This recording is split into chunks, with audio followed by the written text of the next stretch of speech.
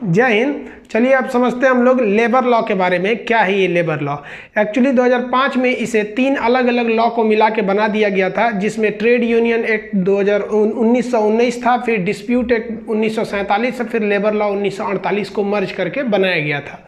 और इसमें अभी हाल फिलहाल में उत्तर प्रदेश ने कुछ संशोधन किए हैं। तो आप बताइए, अगर आपको पुराना लॉ पता ही नहीं है तो आप कैसे बता सकते हैं कि संशोधन क्या हुआ है और क्या फ़र्क पड़ेंगे? तो चलिए हम लोग पहले समझते हैं कि जो पुराने लेबर लॉ क्या थे। लेबर लॉ जो होता है ना, वो समवर्ती सूची में आता है, यानी कॉन्करेंट में आता है। इसमें सेंट्रल गवर्नमेंट भी कानून बना सकती है और राज्य सरकार भी कानून बना सकती है। तो ये पहले आप समझ में आ गया, इसमें दोनों में आते हैं। ये लेबर लॉ बनाया क्यों गया? लेबर लॉ इसलिए बनाया गया, एक कानून रहना चाहिए कि लेबर और मालिक के बीच एक कानून रहना चाहिए। अगर कानून नहीं रहेगा तो ये मालिक अपनी हदें पार कर सकता है। और लेबर के पास यूनिटी होती है, मालिक तो एक ही दो रहते हैं। लेबर 1000 लेबर चढ़ के कूच देगा इसको, तब क्या होगा? तो बीच में कोई लॉ होनी चाहिए कि नहीं, जो मालिक के भी शोषण को ना होने दे और लेबर का भी शोषण ना होने दे। आप ऐसा नहीं समझेंगे कि केवल लेबर शोषण करते हैं। अगर 100 लेबर यूनियन बना के अब मान लीजिए बैठ जाए कि अनशन पे हम काम नहीं करेंगे, अब मालिक ने कॉन्ट्रैक्ट साइन किया है कि हम 2 महीने में काम करा के देंगे, एग्रीमेंट किया है, और 2 महीने में काम नहीं हुआ तो एग्रीमेंट के हिसाब से तो मालिक पे जुर्माना लगेगा, और ये 2 महीना स्ट्राइक पे बैठ जाए सब। तो ये कई रूल होते हैं जो मालिक के लिए भी जरूरी है और लेबर के लिए भी जरूरी है। तो चलिए हम समझते हैं लेबर लॉ के बारे में। तो पहले आप ये ध्यान रखिए कि लेबर लॉ में ये ज्यादा झुकाव लेबर की बेनिफिट की ओर है, क्योंकि कानून मानता है कि लेबर गरीब होते हैं, वो अपनी आवाज को ज्यादा नहीं उठा पाते हैं, और कहीं ना कहीं मालिक अमीर होने की वजह से अपनी बातों को ज्यादा पावरफुल तरीके से रख लेते हैं। इसलिए लेबर लॉ लेबर को एक एक्स्ट्रा बेनिफिट देता है। लेबर लॉ के तहत कहा गया है कि आप बंधुआ मजदूर नहीं रख सकते हैं। बंधुआ मजदूर का मतलब बॉन्डेड लेबर नहीं रख सकते हैं। पहले बंधुआ मजदूर क्या होता था कि मान लिया कोई आदमी किसी से कर्जा लिया और उस कर्जा को नहीं चुका पाया, तो तब तक वह उसके पास मजदूरी करता था जब तक वो कर्ज को चुका नहीं देता। इसी को बंधुआ मजदूर कहा जाता था। तो अभी आप किसी को बंधुआ मजदूर नहीं रख सकते हैं। और क्या भाई? तो कंपनसेशन देना अनिवार्य है। यदि कार्यस्थल पर किसी मजदूर की मृत्यु हो गई तो उसके घर वालों को मुआवजा देना पड़ेगा। यदि उसके विकलांग हो गया, हाथ पैर टूट गया, तो इलाज कराइए, उसके बाद भी उसको कुछ पैसे देने पड़ेंगे। दूसरा, बिल्डिंग्स रूल होते हैं कुछ कि अगर बहुत ज़्यादा ऊंचाई पे काम कर रहा है तो नीचे जाली लगवाना पड़ेगा कि भाई दी वो फिसल के गिरा तो जाली पे अटक जाएगा। तो ये सब कुछ रूल्स होते हैं उसके लिए। मजदूर अगर धूप में काम कर रहा है तो उसके लिए भी आप देखे होंगे, बड़ी बड़ी बिल्डिंग रहती है तो हरा रंग का एक पर्दा डाल देता है, उन लोग के लिए भी, वो भी इंसान है। तो ये बिल्डिंग्स रूल होते हैं कुछ, उनको टाइमली आपको क्या देनी है? सैलरी देनी है। ये भी उनको ये नियम थे। तो ये ऐसे कुछ नियम है ना जो कभी नहीं बदल सकते। इनको एक तरह से कह सकते हैं कि ये मजदूरों का मूल अधिकार है। और कुछ और अधिकार है जिनमें कभी कभी छेड़छाड़ हो भी जाता है, अभी हुआ भी है। हम इसीलिए ना इसको 2 कैटेगरी में लिख दिए हैं। हालांकि ये सब लेबर लॉ का ही नियम है। अभी यूपी ने कुछ चेंजिंग कर दिए, इसलिए पहले इसको बता देते हैं, पहले समझा देते हैं, फिर आपको बताएंगे चेंजिंग क्या है। लेबर को 8 घंटे ही काम करा सकते हैं, और 8 घंटे के बीच में 4 घंटे के बाद आप उसे 30 मिनट का गैप देंगे। अगर गैप नहीं देते हैं तो लेबर लॉ का आप उल्लंघन करते हैं, आप पे ऊपर कानूनी कार्रवाई हो सकती है। दूसरा, वेज एक्ट, उनका भाड़ा कितना होता है, कितनी उनको सैलरी देनी है।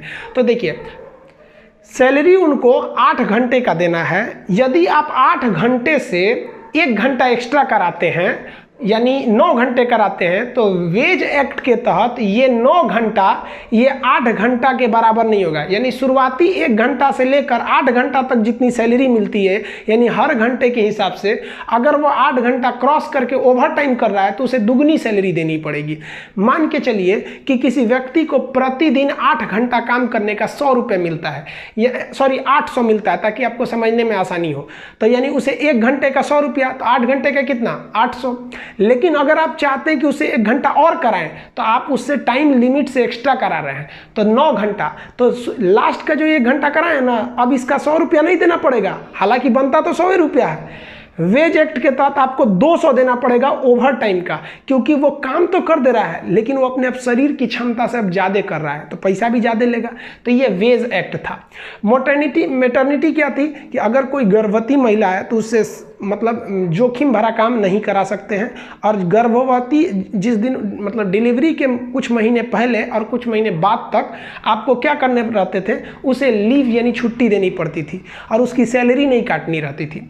और क्या था, लेबर यूनियन, हर लेबर अपना एक यूनियन बना सकता था। अगर मालिक आवाज़ नहीं सुनता था तो यूनियन में जाके उससे शिकायत कर सकते थे लोग। समझ में आ गया, ये लेबर यूनियन था।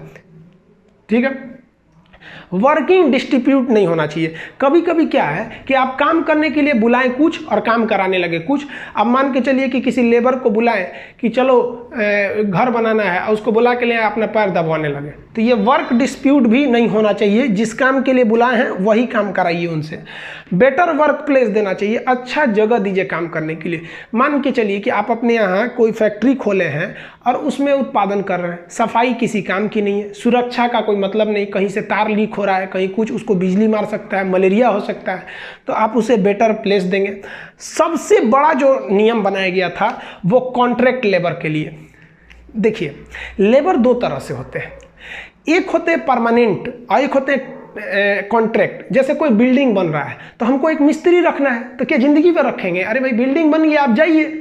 तो ये लेबर लोग जो मालिक थे उनके मन में एक डर रहता था कि ये कॉन्ट्रैक्ट वाले लेबर कहीं यूनियन बनाकर, क्योंकि नियम में यूनियन बना के कहेंगे कि नहीं तुम हमको हमेशा के लिए रखबे करो, तो दिक्कत हो जाता था।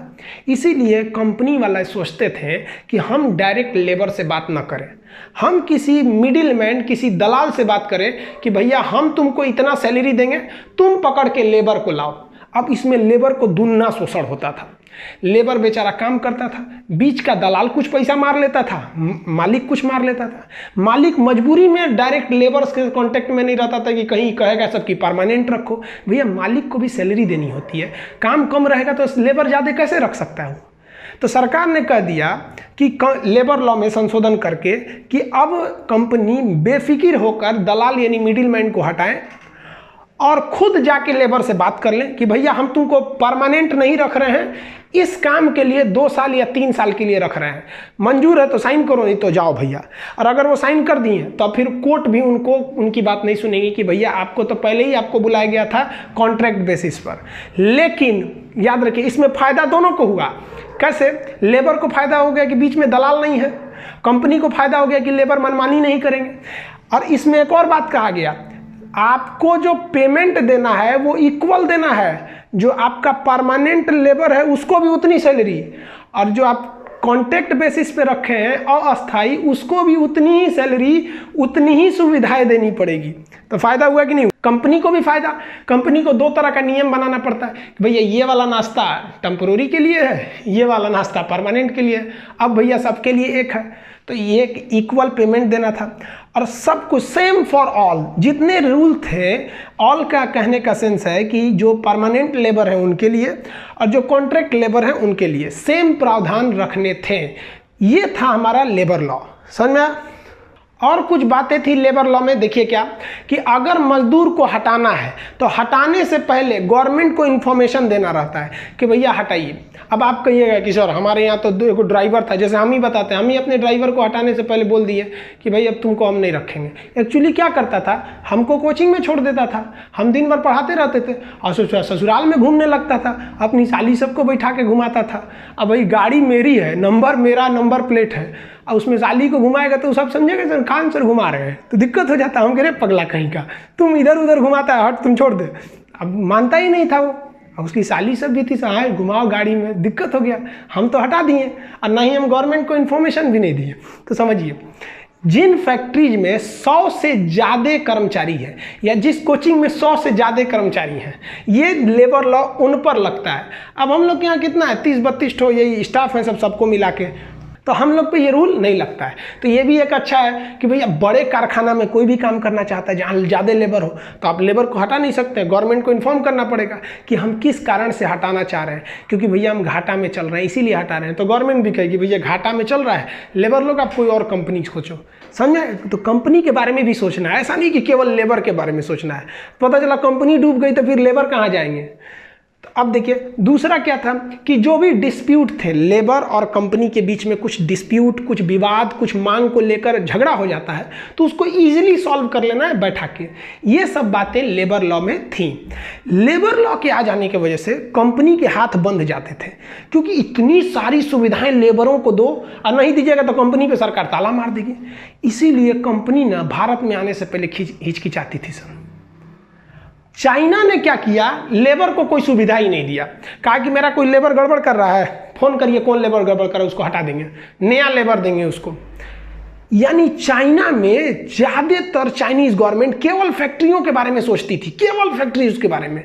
चाइना कहता था कि लड़की गर्भवती महिला है उसको मत दीजिए, बाकी हम उसके घर पे राशन पानी भिजवा देंगे, अपना करेगी, आपको हम एकदम वेल ट्रेंड, वेल स्किल्ड, एकदम हट्टा कट्टा लेबर देंगे। लेबर झगड़ा करता है, बात मत सुनिए, भगाइए। ये सब चाइना का रूल था और चाइना ने इसी रूल के दम पर पूरी दुनिया के फैक्ट्रियों को अपनी ओर आकर्षित कर लिया और चाइना जबरदस्त बूम कर गया। जो एशिया का मरीज कहा जाता था, ससुराज एशिया का डॉक्टर बन गया। अब क्या है, अकॉर्डिंग टू सिचुएशन, जो अभी जो कोरोना का जो ये पेंडेमिक फैला हुआ है, तो इस कोरोना को देखते हुए इंडिया सोच रही है कि जो कंपनियां भाग रही हैं चाइना से उनको पकड़ के लाओ इंडिया में। तो भाई पकड़ के लाने से पहले ये सोचना पड़ेगा ना कि उस ससुरी का चाइना में गई क्यों थी, वो लेबर लॉ को कमजोर देख कर गई थी। अब भारत इसी में दिमाग लगा रहा है और इसमें भारत चाहता है कि जितनी कंपनियां हैं जो चाइना को छोड़ रही हैं वो इंडिया में आ जाए। इसमें सबसे आगे निकल गया यूपी, उत्तर प्रदेश गवर्नमेंट ने। उत्तर प्रदेश गवर्नमेंट ने कहा कि जितने भी लेबर लॉ होते हैं वो 2 प्रकार के, हार्ड रूल जो इंडिया में है, यानी इंडिया में ज्यादा वरीयता लेबर को दिया जाता है, और एक होता है फ्लेक्सिबल जो चाइना और वियतनाम में है। वहाँ लेबर को कुछ खास वैल्यू नहीं दिया जाता, भैया थोड़ा सैलरी मिल रहा है ना, बस काम करो, सैलरी लो, जाओ, ज़्यादा नौटंकी नहीं। हमारे यहाँ बहुत कुछ कानूनी अधिकार है। ये अलग बात है कि उनमें शिक्षा का अभाव है, वो अपने अधिकारों को नहीं ले पाते हैं, समझ में। तो यूपी गवर्नमेंट ने कहा कि हम 3 साल के लिए, याद रखिएगा ज़्यादा दिन के लिए नहीं, 3 साल के लिए लेबर लॉ को हम खत्म कर रहे हैं। बंधुआ मजदूर लागू रहेगा, कंपनसेशन नियम लागू रहेगा, बिल्डिंग रूल लागू रहेंगी, टाइमली पेमेंट लागू रहेगा। बाकी ये जितने अधिकार लेबरों को दिए गए हैं हम उन्हें खत्म कर देते हैं। जैसे ही इन्होंने ख़त्म किया तो भाई आप समझिए, जरा आप भी समझिए, आप लोग ना कभी कभी इमोशनल होकर सोचने लगते हैं कि लेबर की इतनी समस्या है, लेबर को ये प्रॉब्लम है।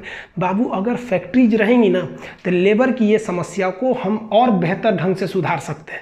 इसलिए लेबर भी ज़रूरी है, साथ साथ कंपनीज भी ज़रूरी हैं।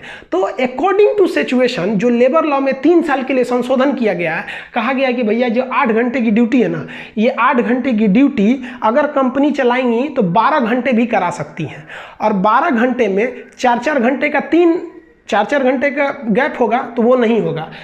अब क्या किया गया, इसमें 12 घंटे कर दिया जाएगा और 6 घंटे पे लंच होगा। और जो ओवर टाइम का रूल है कि यानी जो 8 घंटे के बाद का समय है वो डबल सैलरी देना है, वो भी वेज एक्ट के तहत खत्म कर दिया जाएगा। 12 घंटे की सैलरी सामान्य 12 घंटे की तरह जोड़ के दे दिया जाएगा, ओवर टाइम के तहत नहीं दिया जाएगा। मैटरनिटी लीव नहीं दिया जाएगा, मातृत्व लाभ नहीं दिया जाएगा। लेबर यूनियन की कोई नहीं है, कंपनी डिस्प्यूट अपने हिसाब से समझे, वर्क प्लेस जैसा मन देना है दे, परमानेंट लेबर रखना है वैसे रखो, कॉन्ट्रैक्ट में रखना है रखो, सैलरी कम ज़्यादा जैसे, मतलब कंपनीज पे छोड़ दिया है कि भैया तुम 3 साल तक लेबर से जैसे मन वैसे रहो। एक तरह से हमारे हिसाब से देखिएगा तो ये कंपनियों को बुलाने का एक बेहतर मौका है। क्यों? क्योंकि ये नियम तो केवल 3 साल के लिए, ज़्यादातर लेबर तो अपने गाँव में है, तो उन पे साथ संशोधन हुआ या नहीं, कुछ खास इफेक्ट तो पड़ेगा नहीं। और अगर एक बार कंपनियां आ भी गई तो मान लीजिए कि 1 साल तक लेबरों को उनका अधिकार नहीं मिला, मान लीजिए 3 साल तक नहीं मिला, लेकिन 3 साल बाद जब ये कंपनियां आ जाएंगी तो भारत बहुत ही समृद्ध हो जाएगा। तो ये यूपी ने क्या किया है, अपने में संशोधन किया है।